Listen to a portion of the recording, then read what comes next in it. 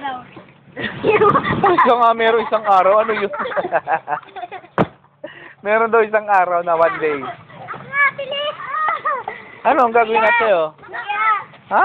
O mag-report ka. Anong re-report mo? Kuya! Kuya! Sabi niya, may report ako, meron isang araw. O, dali, si ano lang, si Aiden na lang. Nung isang araw, ano ba sabi niya? Kanina, nung nag-swimming kami sa dagat, umuwi na kami agad. Kasi tapos, Ano? Yun lang. Yun ba? Ano po? Ay, wag. Report lang, wag siya. Ano po sabi niyo? Ay, ito ba tayo? Isang araw, merong isang araw, merong 5 anyos na bata. 5 anyos. Oo, 5 taon. 5 taong gulang, di anyos. Isa pong reporter na nabubulol, mga kapatid. Ang pangalan po niya ay Louie. Louie. Take two. Thank you. Hindi, take two. Ano, thank you. Ay, ikaw na. Isa pong reporter na bulol. May tumatay po. Anak po to ni Erwin. Isa pong batang makulit. Yung tae. Ano sabi niyo po? Isang araw, merong 5 taon na gulang. Sabi niyo po, walang. Ay, ito po. Madam Auring. Si Madam Auring yan. Kilala ko yung bata yung tae. Ano sabi niya? Ito naman, puro tayang alam. Ano sabi niya? Ayusin mo, reporter ka eh. Dali, go. Reporter on duty. Ay, pangit naman na reporter yan. Hindi nakasali sa reporting yan. Okay, kayo naman. Nirape, nilagis ako at sinuto ng buhok. Buhok?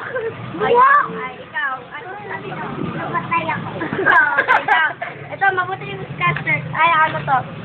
Ano nangyari nung gabi na yon? Merong namatay na pangalan na si Alaysa Maisa. Nung kumain siya. Yun, ang gwapo oh. O, diba? Pogi mo. O, ang bango mo pa. O, ang interview mo si Gabi. Dito po kay Madam. Ay, sir. Madam, sir. Ano po ba sabi niyo, sir? Ako na nga eh. Kayo madam ko kayo. Hello po, madam. Ano po pakiramdam ng bagong ligo? Wala. Wala daw. Ay, ikaw. Ano po sabi? Anong nangyari? Anong nangyari sa gabi na yon? Merong isang namatay na ng pangalan na si Alaysa. Nung tumae siya, hinaing yung tayo. Yeah, kadiri. Puro tayo na lang. Namatay po ang tatay yung sunod.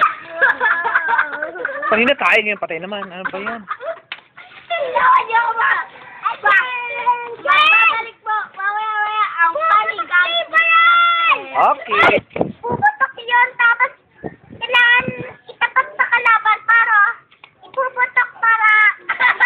Puro putok na lang ng putok, mga kaibigan. Puputok sa kalaban. Ang alin. Alam mo si Papa Teddy, may malaking shotgun. Oh, tapos, kaway ka sa camera. Sabi mo, hi. Okay.